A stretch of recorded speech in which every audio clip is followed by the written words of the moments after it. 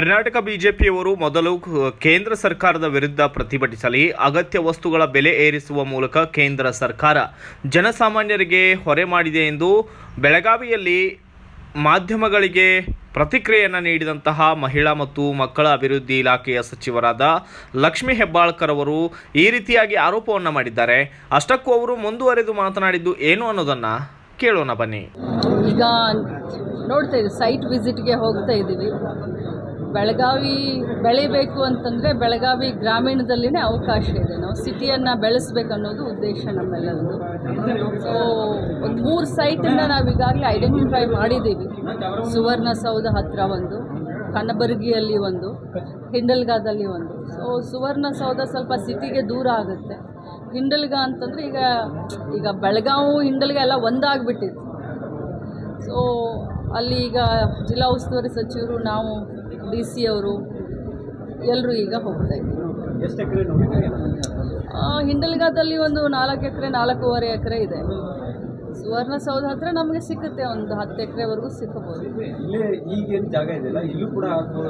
ಖಂಡಿತವಾಗ್ಲೂ ನಂದು ಮತ್ತು ಜಿಲ್ಲಾ ಉಸ್ತುವಾರಿ ಸಚಿವರದು ಇಲ್ಲೇ ಮಾಡಬೇಕನ್ನೋ ಆಸೆಯಿಂದನೇ ನಾವೆಲ್ಲ ಮೀಟಿಂಗ್ ಮಾಡಿದ್ವಿ. ತಮಗೂ ಎಲ್ಲರಿಗೂ ಗೊತ್ತಿದೆ, ಹಿಂದಿನ DC ಅವರು.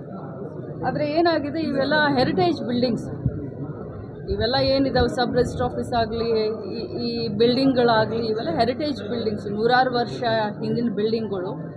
ಸೊ ಎಲ್ಲಿ ಮತ್ತೆ ಇದ್ರ ಬಗ್ಗೆ ಚರ್ಚೆಗಳು ಅನಾವಶ್ಯಕವಾಗಿ, ಈಗಾಗಲೇ 55 ಕೋಟಿ ಹಣ ಬಿಡುಗಡೆ ಆಗಿದೆ, ಅನಾವಶ್ಯಕವಾಗಿ ಚರ್ಚೆಗಳಾಗಬಾರ್ದು ಅಂತ ಹೇಳಿ. ಮತ್ತು ಬ್ರೀದಿಂಗ್ ಸ್ಪೇಸು ಬೇಕು. ಎಲ್ಲ ಇಲ್ಲೇನೇ ಆಗಿರೋದ್ರಿಂದ ಎಲ್ಲರೂ ಜಿಲ್ಲಾ ಪಂಚಾಯತ್ ಆಗಲಿ ಇವೆಲ್ಲ ಇಲ್ಲೇ ಆಗಿರೋದ್ರಿಂದ ಸ್ವಲ್ಪ ಇದಾಗ್ತಾ ಇದೆ. ಸ್ವಲ್ಪ ಬ್ರೀದಿಂಗ್ ಸ್ಪೇಸ್ ಇರಲಿ ಅಂತ ಹೇಳಿ, ಗಾಳಿ ಆಡಲಿ ಅಂತ ಹೇಳಿ ಬೇರೆ ಕಡೆ ನೋಡ್ತೀವಿ. ಬೆಲೆ ಏರಿಕೆ ಬಗ್ಗೆ ಸಾಕಷ್ಟು ಚರ್ಚೆ ಆಗ್ತಾ ಇದೆ. ಯಾವ ಬೆಲೆ? ಮತ್ತೆ 4 ರೂಪಾಯಿ ಇವತ್ತು ಹಾಲಿ ದರ ಏರಿಕೆ, ವಾಹನ ಖರೀದಿ ಮಾಡೋದಕ್ಕೂ ದರ ಏರಿಕೆ ಆಗಿದೆ. ನಾಳೆ ಬಿಜೆಪಿಯವರು ಫ್ರೀಡಂ ಪಾರ್ಕ್ನಲ್ಲಿ 24 ಗಂಟೆಗಳ ಕಾಲ ನಿರಂತರವಾಗಿ ಹೋರಾಟ ಮಾಡ್ತಾರಂತೆ ಬೆಲೆ ಏರಿಕೆ ಕಂಡು. ನಾವು BJPಯವರ ಈ ಹೋರಾಟವನ್ನು ತಡವಾದರೂ ಅಟ್ಲೀಸ್ಟ್ ಕಾಂಗ್ರೆಸ್ ವಿರುದ್ಧ ಹೋರಾಟ ಮಾಡ್ತಾ ಇದ್ದಾರಲ್ಲ, ಅವ್ರಿಗೆ ಶುಭಾಶಯವನ್ನು ಹೇಳ್ತೀನಿ. ಯಾಕಂತಂದರೆ ಕೇಂದ್ರ ಸರ್ಕಾರದಿಂದ ಎಷ್ಟೊಂದು ಬೆಲೆ ಏರಿಕೆ ಆಗ್ತಾ ಇದೆ. ಕೇಂದ್ರ ಸರ್ಕಾರದಿಂದ ಪೆಟ್ರೋಲ್ ಡೀಸೆಲ್ ಬೆಲೆ ಹೆಚ್ಚಿಗೆ ಆಗಿದೆ, ಗ್ಯಾಸ್ ಬೆಲೆ ಹೆಚ್ಚಿಗೆ ಆಗಿದೆ, ಗೊಬ್ಬರ ಬೆಲೆ ಹೆಚ್ಚಿಗೆ ಆಗಿದೆ, ಬಂಗಾರ ಎಷ್ಟಿತ್ತು ಬಂಗಾರದ ಬೆಲೆ ಹೆಚ್ಚಿಗೆ ಆಗಿದೆ, ಪ್ರತಿಯೊಂದು ದಿನಸಿ ಸಾಮಾನದ ಬೆಲೆ ಹೆಚ್ಚಿಗೆ ಆಗಿದೆ. ಇದ್ರ ವಿರುದ್ಧ ಅವರು ಮೊದಲು ಹೋರಾಟ ಮಾಡಲಿ. ಏನು ಕಾಂಗ್ರೆಸ್ ವಿರುದ್ಧ ಹೋರಾಟ ಮಾಡಿ ಏನು ಮಾಡೋರು? ಏನು ರೈತ ವಿರೋಧಿಗಳ ಇವರು? 4 ರೂಪಾಯಿ ಹೆಚ್ಚು ಮಾಡಿದ್ರೆ ಏನು ಸರ್ಕಾರ 4 ರೂಪಾಯಿ ತೊಗೊಳ್ತಾ ಇದೆಯಾ ಹಾಲನ್ನು? ಇಲ್ವಲ್ಲ. 4 ರೂಪಾಯಿ 1 ಲೀಟ್ರ್ ಹಾಲಿಗೆ ಹೆಚ್ಚಿಗೆ ದರ ಮಾಡಿದರೆ ಅದು ನಾವು ರೈತರಿಗೆ ನೇರವಾಗಿ ಕೊಡುವಂಥ ಕೆಲಸವನ್ನು ಮಾಡ್ತಾ ಇದ್ದೀವಿ. ರೈತರ ಪರವಾದಂಥ ಸರ್ಕಾರ ಸಿದ್ದರಾಮಯ್ಯನವ್ರ ಸರ್ಕಾರ.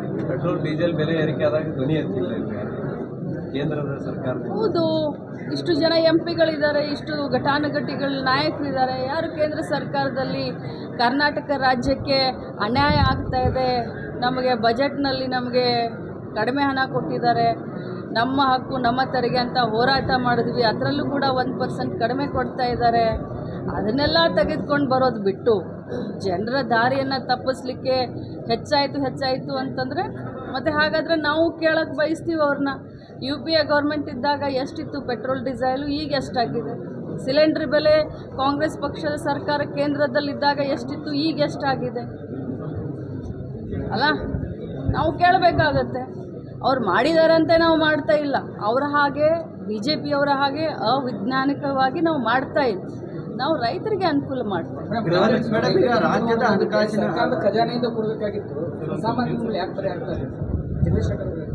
ರಾಜ್ಯದ ಹಣಕಾಸಿನ ಸ್ಥಿತಿ ಚಿಂತಾಜನಕವಾಗಿದೆ ಅನ್ನೋ ಒಂದು ಆರೋಪವನ್ನು ಕೂಡ ಮಾಡ್ತಾರೆ. ಪಗಾರ ಕೂಡ ಹಣ ಇಲ್ಲ, ಗುತ್ತಿಗೆದಾರರದ 60,000 ರೂಪಾಯಿ ಬಿಲ್ ಬಾಕಿ ಕೂಡ ಇದೆ. ಆಡಳಿತ ವ್ಯವಸ್ಥೆ ನನ್ನ ಬಾಯಿನ ಯಾಕೆ ತೆಗಿಸ್ತೀರಾ? ಗುತ್ತಿಗೆದಾರರ ಹಣವನ್ನು ಬಿಲ್ ಬಾಕಿ ಇದೆ, ಯಾವುದ್ರ ಸಲುವಾಗಿ ಬಿಲ್ ಬಾಕಿ ಇದೆ, ಅದನ್ನು ಮೂಲ ಕಾರಣ ನೀವೆಲ್ಲ ಕೇಳಬೇಕಾಗತ್ತೆ, ತಿಳ್ಕೊಳ್ಬೇಕಾಗತ್ತೆ. ಈ ಇನ್ಸೈಂಟಿಫಿಕ್ ಅದನ್ನೇ ಹೇಳ್ತೀನಿ ನಾನು. ಸರ್ಕಾರ ಹೋಗುವಂಥ ಕೊನೆ 6 ತಿಂಗಳಲ್ಲಿ ಎಷ್ಟೋ ಸಾವಿರಾರು ಕೋಟಿ ಟೆಂಡರ್ ಇಲ್ಲದೆ, ವರ್ಕ್ ಆರ್ಡರ್ ಇಲ್ಲದೆ ಬಜೆಟ್ನಲ್ಲಿ ಘೋಷಣೆ ಮಾಡಿದಂಥ ಕೆಲಸ ಇವರೆಲ್ಲ ಮಾಡಿ ಹೋಗಿದ್ದಾರೆ. ಆ ಹೊರೆ ನಮ್ಮ ತಲೆ ಮೇಲೆ ಬಂದಿದೆ. ಅದಕ್ಕೋಸ್ಕರ ನಮಗೆ ಭಾರ ಆಗಿದೆ, ನಮ್ಮ ಬೆನ್ನು ಬಾಗ್ತಾ ಇದೆ ಹೊರತಾಗಿ ಕಾಂಗ್ರೆಸ್ನಿಂದ ಅಥವಾ ಗ್ಯಾರಂಟಿಯಿಂದ ಖಂಡಿತವಾಗ್ಲೂ ಇಲ್ಲ. ಇದು BJPಯವರ ತಪ್ಪಿನಿಂದ ಇವತ್ತು ಎಲ್ಲ ಕಾಂಟ್ರಾಕ್ಟರ್ಗಳು ಅಂದರೆ ತೊಂದರೆಯಲ್ಲಿ ಸಿಲುಕಿಕೊಂಡಿರೋದು ಮೂಲ ಕಾರಣ BJPಯವರು. ಗೃಹಲಕ್ಷ್ಮಿ ಯಾವಾಗ ಬರ್ಬೋದು? ಇವತ್ತು 1ನೇ ತಾರೀಕಾಗಿದೆ. ಗೃಹಲಕ್ಷ್ಮಿ ಹಣ ಆಲ್ರೆಡಿ ಬಂದಾಯಿತು. ತಮಗೆ ಯಾಕೋ ನ್ಯೂಸ್ ಇನ್ನೂ ಬಂದಲ್ವಲ್ಲ? ಹೌದು, ಎಲ್ಲರ ಅಕೌಂಟಿಗೆ ಗೃಹಲಕ್ಷ್ಮಿಯ ಜನವರಿಯ ಕಂತು ಮೊನ್ನೆ ಎಲ್ಲರಿಗೂ ಹೋಗಿ ಯುಗಾದಿ ಹಬ್ಬನೂ ಆಯಿತು, ರಂಜಾನ್ ಹಬ್ಬನೂ ಆಯಿತು. ಇನ್ನೂ ಫೆಬ್ರವರಿ ಒಂದೇ ಬಾಕಿ. ಯಾಕೆ ಪ್ರತಿ ತಿಂಗಳು ಅಪ್ಡೇಟ್ ತೊಗೋಬೇಕಾ ಗೃಹಲಕ್ಷ್ಮಿ? ಫೆಬ್ರವರಿ ತಿಂಗಳದ್ದು ಫೈನಾನ್ಸ್ನಿಂದ ನನಗೆ 2,500 ಕೋಟಿ ಕ್ಲಿಯರ್ ಆಗಿದೆ. ನಿನ್ನೆನೇ 31st ಕ್ಲೋಸಿಂಗ್ ಡೇ ಇತ್ತು ನಮ್ಮ ಟ್ರೆಸರಿ.